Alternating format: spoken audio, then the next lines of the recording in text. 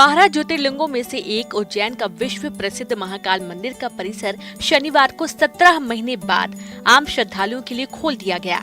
पहले दिन की भस्म आरती में 696 श्रद्धालु शामिल हुए।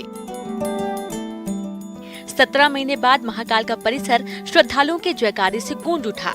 तड़के 4 बजे मंदिर का पट खोलने के बाद गेट नंबर 4 से आम श्रद्धालुओं और गेट नंबर 5 से प्रोटोकॉल वाले श्रद्धालुओं को प्रवेश दिया गया। श्रद्धालु गणेश मंडप और कार्तिकेय मंडपम में बैठे। कई भक्त शोला पहनकर भस्म आरती में शामिल हुए। हालांकि इस दौरान किसी भी श्रद्धालु को गर्भगृह में जाकर जल चढ़ाने की इजाजत नहीं दी गई और न ही किसी को नंदी हॉल में जाने की इजाजत मिली। मंदिर की व्यवस्थाओं से देश भर से आए श्रद्धालु खुश नजर आए। श्रद्धालुओं ने सुख समृद्धि के साथ कोरोना से मुक्ति की कामना की।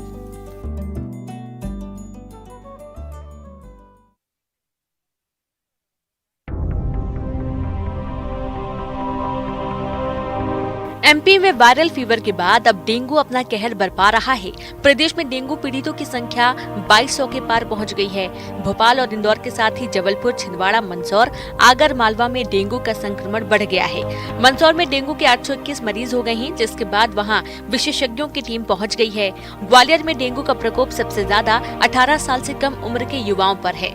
आगर मालवा में डेंगू की चपेट में आने से डॉक्टर की जान चली गई। इस बीच डेंगू के बढ़ते मामलों को देखते हुए रोकथाम के लिए विशेष अभियान चलाया जाएगा।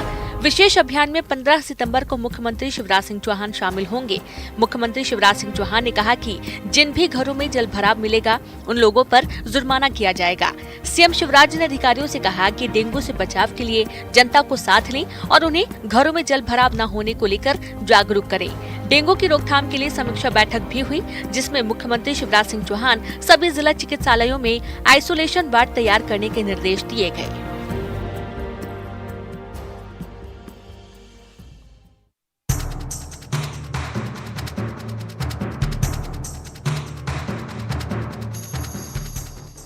एमपी में प्रधानमंत्री कृषि सिंचाई योजना में घोटाले का मामला सामने आया है।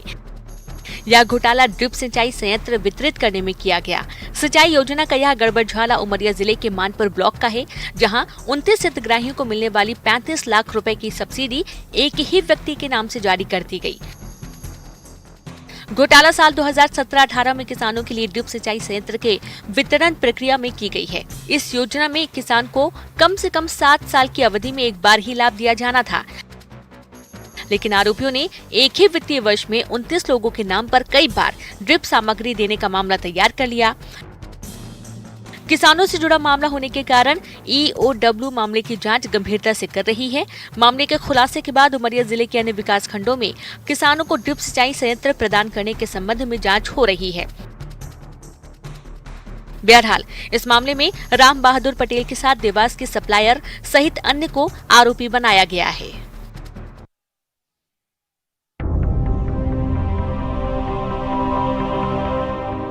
एमपी में सरकारी कर्मचारियों को नेताओं की ओर से धमकी मिलना आम बात हो गई है। प्रदेश में जो भी पार्टी विपक्ष में रहती है, वो कार्यकर्ताओं को खुश करने के लिए सरकारी कर्मचारियों को धमकाती रहती है। ताजा मामला ग्वालियर का है, जहां पूर्व मंत्री लाखन सिंह ने सारी मर्यादाओं को ताक पर रख दिया और मंच से ही वर्दीधारियों को धमकी दी। लाखन सिंह ने मंच से अफसरों को चेतावनी देते हुए कहा कि उम्र कम है, सुधर जाओ। प्रदेश में जहां भी रहोगे तेरा हिसाब करेंगे। लाखन सिंह यही नहीं रुके और आगे कहा कि जब हमारी सरकार थी तो दुम हिलाते थे, कार्यकर्ताओं के सामने दुम हिलाते थे।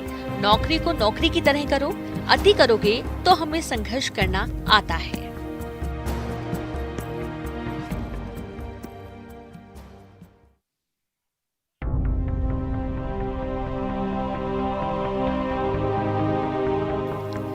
सतना के पोइंधा कला गांव से दिल दहला देने वाली घटना सामने आई है, जहां एक मां ने पहले तो अपनी 2 बेटियों को जहर खिलाया और फिर खुद भी जहर खा लिया। परिजनों ने ग्रामीणों की मदद से तीनों को सतना जिला अस्पताल भर्ती किया, जहां इलाज के दौरान महिला कविता साकेत और 7 साल की उसकी बेटी चांद साकेत की मौत हो गई, जबकि 10 वर्षीय बेटी प्राची साकेत की हालत नाजुक बनी हुई है। उसका इलाज किया जा रहा है। महिला ने अपने 5 साल के बेटे को जहर नहीं दिया था। महिला का पति मुन्ना लाल साकेत खुद को इस मामले से अनजान बता रहा है। महिला ने अपने पहले पति की मौत के बाद मुन्ना लाल से दूसरा विवाह किया था। पहले पति से उसकी 2 बेटियां प्राची और चांदी थी। माना जा रहा है कि इन्हीं दोनों बेटियों को लेकर अक्सर पति पत्नी में झगड़ा होता रहता था, जिससे तंग आकर महिला ने अपनी और दोनों बेटियों को खत्म करना चाहा होगा। बहरहाल मामले की जांच पुलिस के हाथों में है और घटना की असली वजह पुलिस जांच में ही सामने आ सकेगी।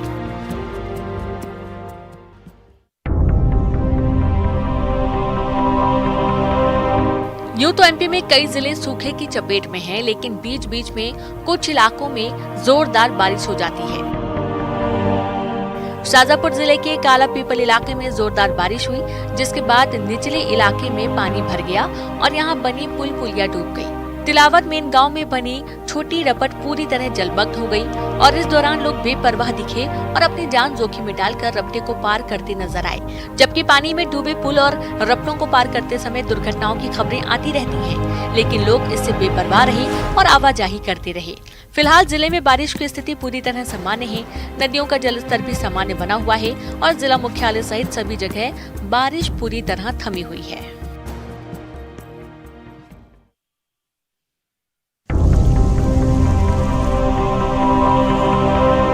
उफनाए नदी नालों को पार करने और इस दौरान हुई दुर्घटनाओं से भी लोग सबक नहीं सीखते और अपनी जान जोखिम में डालने को आतुर रहते हैं। इस तस्वीर को ही देख लीजिए जो डिंडौरी जिले की है। दरअसल डिंडौरी जिले के करंजिया इलाके में देर रात से मूसलाधार बारिश जारी है। भारी बारिश के चलते तरवर नाला उफान पर है और नाले पर बना पुल पानी में डूब चुका है, लेकिन लोग इस डूबे पुल को पार करने में भारी लापरवाही बरत रहे हैं। तस्वीरों में आप देख सकते हैं कि किस तरह वाहन चालक अपने वाहनों को लेकर पानी में डूबे हुए पुल से गुजर रहे हैं। बस चालक सवारियों से भरी हुई बस को कैसे लापरवाही पूर्वक बाढ़ से उफनाए पुल को पार कर रहा है। यहाँ लोग खुलेआम हादसे को न्योता दे रहे हैं। बड़ा सवाल ये है कि ऐसे लोग कब सीखेंगे और इन्हें इतनी जल्दबाजी करने की जरूरत ही क्या है।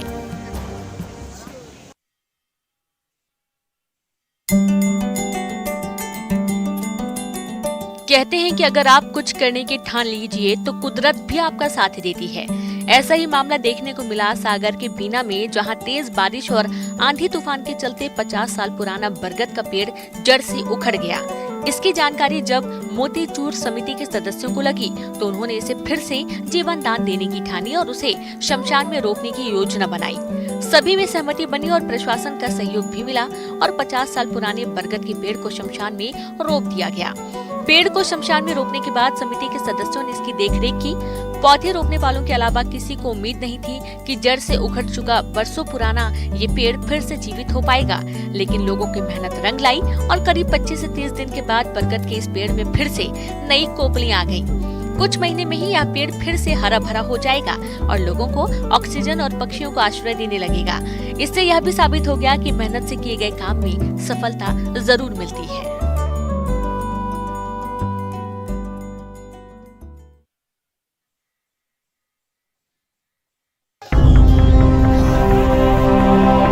कटनी में एनएसयूआई ने सरकारी तिलक कॉलेज की समस्याओं को लेकर जोरदार प्रदर्शन किया। एनएसयूआई के प्रदर्शनकारी छात्र पुलिस की ओर से बनाई गई बैरिकेड पर चढ़ गए और नारेबाजी करने लगे। प्रदर्शनकारियों को तितर-बितर करने के लिए इस दौरान पुलिस ने वाटर कैनन का इस्तेमाल किया।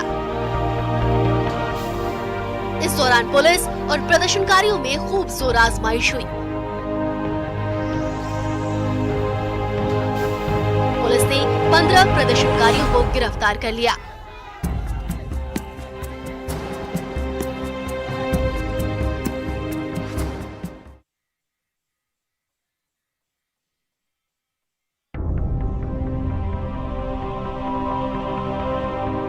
शिवपुरी के भदैया कुंड पर महिला रेंजर ने 3 महिलाओं को छोटी सी गलती के लिए कड़ी सजा दी। दरअसल यहाँ पर 4 लोगों को महिला रेंजर ने गिरफ्तार किया और उन्हें 3 घंटे तक वन विभाग के लॉकअप में बंद रखा। इतना ही नहीं, इनसे 500-500 रुपए जुर्माना भी वसूला गया। इनका कसूर सिर्फ इतना था कि ये पूजा में इस्तेमाल होने वाले आरा झाड़ा के पौधे लेने गई थीं।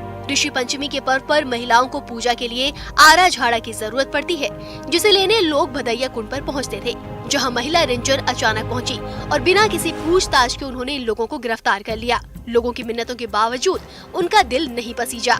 3 घंटे लॉकअप में रखने और जुर्माना भरने के बाद ही उन लोगों को छोड़ा गया। रेंजर पिंकी रघुवंशी ने कहा कि लोग वन क्षेत्र में बिना परमिशन के घुसे थे, जो एक जुर्म है, इसलिए उन्हें गिरफ्तार किया गया।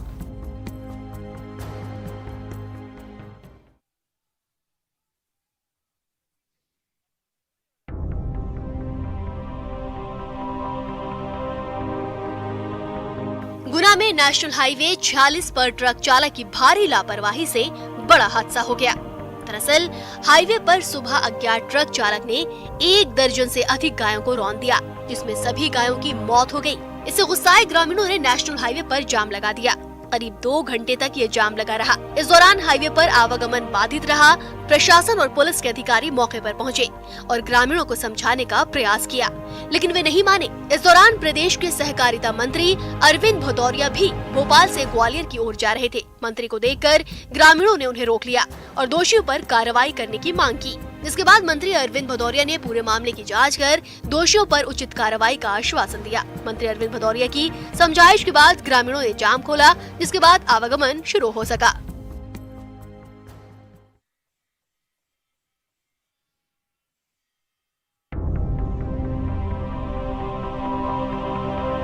मध्य प्रदेश के कई जिलों के कई इलाकों में सड़कों की हालत कैसी है, ये किसी से छिपी बात नहीं है।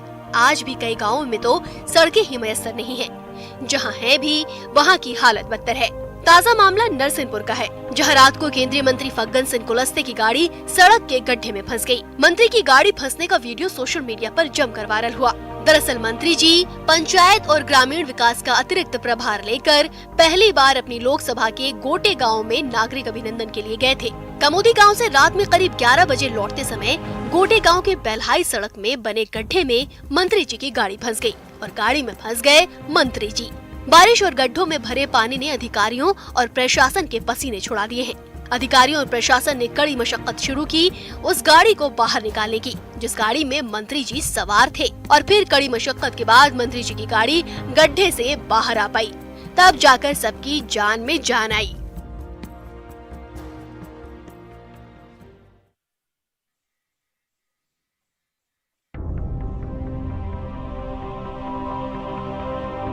बेमित्रा में एक सिरफिरे आशिक का वहशीपन सामने आया है, जहां उसने अपने दोस्त के साथ मिलकर अपनी प्रेमिका की गला दबाकर हत्या कर दी। मामला बेमित्रा के सोनपुरी गांव का है। बताया गया कि शुक्रवार की देर रात नांदघाट थाने में मृतका के पिता ने अपनी बेटी की गुमशुदगी का मामला दर्ज कराया था, जिसके बाद तत्काल हरकत में आई नांदघाट पुलिस ने गाँव में पतासाजी की। इस दौरान युवती के गाँव के ही युवक से प्रेम संबंध का पता चला। पुलिस ने जब युवक के घर दस्तक दी तो वह नहीं मिला, लेकिन पुलिस ने जैसे तैसे उन्हें ढूंढ निकाला और उनकी निशानदेही पर युवती का शव खेत के पास बरामद किया। पूछताछ में पता चला कि मृतका अपनी मां के साथ खेत से वापस आ रही थी। इसी दौरान दोनों आरोपी उसे जबरदस्ती पकड़कर खेत के पास ले गए और उसका हाथ पैर बांधकर गला दबाकर हत्या कर दी। हत्या से पहले युवती के साथ दुष्कर्म की भी आशंका जताई जा रही है, लिहाजा FSL की टीम भी जांच में जुट गई है।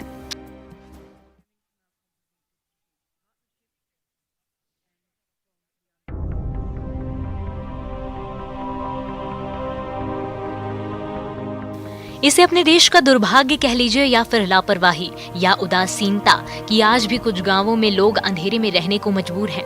हम बात कर रहे हैं छत्तीसगढ़ के सूरजपुर जिले की, जहां मध्य प्रदेश की सीमा से सटे महुली, सपहा, रामगढ़ समेत आधा दर्जन गांवों में आज भी बिजली नहीं पहुंची है और लोग बीते 1 माह से अंधेरे में जीवन यापन करने को मजबूर हैं। इन गाँवों में आजादी के बाद से आज तक बिजली नहीं पहुँच सकी है। हालांकि प्रशासन ने पहल कर इन गाँवों में सोलर प्लांट स्थापित किए थे, लेकिन महज 1 साल में ही सोलर प्लांट की बैटरी खराब हो गई। व्यवस्था चौपट होने के बाद अब छात्रों पर जहां पढ़ाई का संकट खड़ा हो गया है, तो वहीं किसानों के कृषि कार्य भी ठप पड़े हैं। ग्रामीणों का कहना है कि विभाग खराब और पुरानी बैटरी लगाकर खानापूर्ति कर देता है और दोबारा झांकने भी नहीं आता। उनका कहना है कि सिर्फ 1-2 दिन विद्युत व्यवस्था ठीक रहने के बाद फिर महीनों तक गड़बड़ रहती है। ग्रामीणों ने अब सोलर प्लांट में नई बैटरी लगाने की मांग की है, तो वहीं क्रेडा विभाग के अधिकारी कहते हैं कि उच्च अधिकारियों से बात की गई है। नई बैटरी आने के बाद ही सोलर प्लांट शुरू हो सकेगा।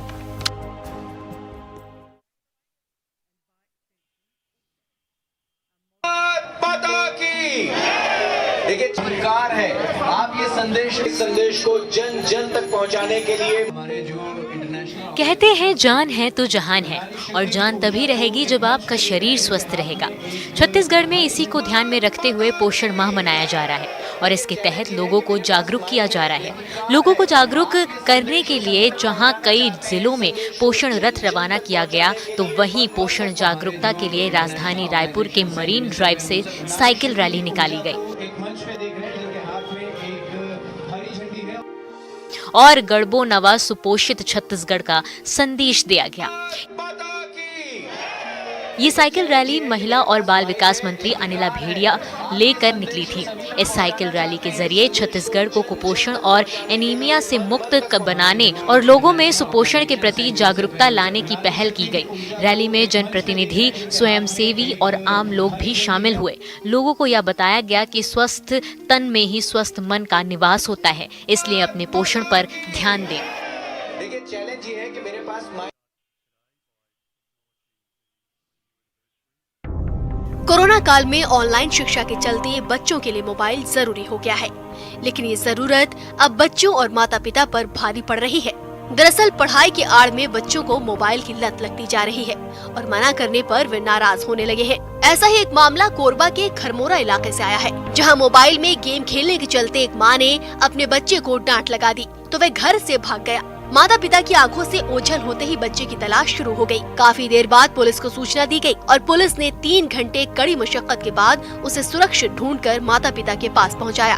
तब जाकर सबकी जान में जान आई। परिजनों को सौंपने के साथ पुलिस ने बच्चे को काफी समझाया भी ताकि वह दोबारा ऐसी हरकत न करे।